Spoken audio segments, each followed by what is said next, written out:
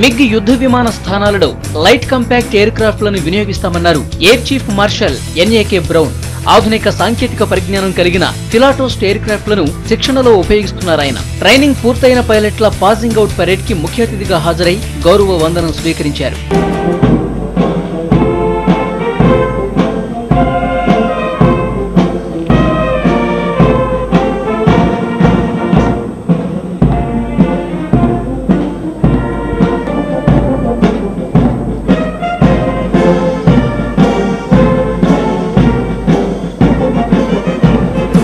నగరంలో పైలట్ల passing out parade ఘనంగా జరిగింది. ట్రైనింగ్ పూర్తి చేసుకున్న పైలట్లు అంకిత భావంతో పనిచేసి దేశ రక్షణకు పాటుపడాలన్నారు బ్రౌన్. ట్రైనింగ్ లో ఉత్తమ ప్రతిభ కనబరిచిన పైలట్లకు మెడల్స్ ను ప్రదానం చేశారు.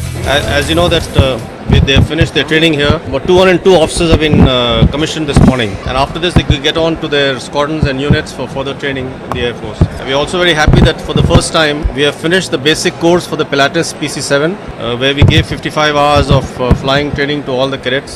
I must also tell you that during that course, the first lady cadet has got the best in flying.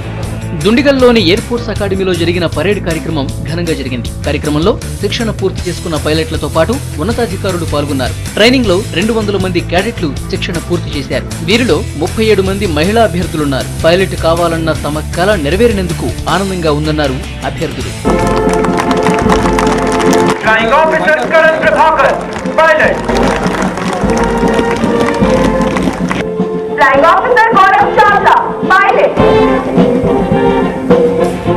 యుద్ధ విమానాల్లో పైలట్లు చేసిన విన్యాసాలు వీక్షకులను ఆకట్టుకున్నాయి. పైలట్లు చేసిన విన్యాసాలు, కవాతులను ఎయిర్ చీఫ్ మార్షల్ అభినందించారు.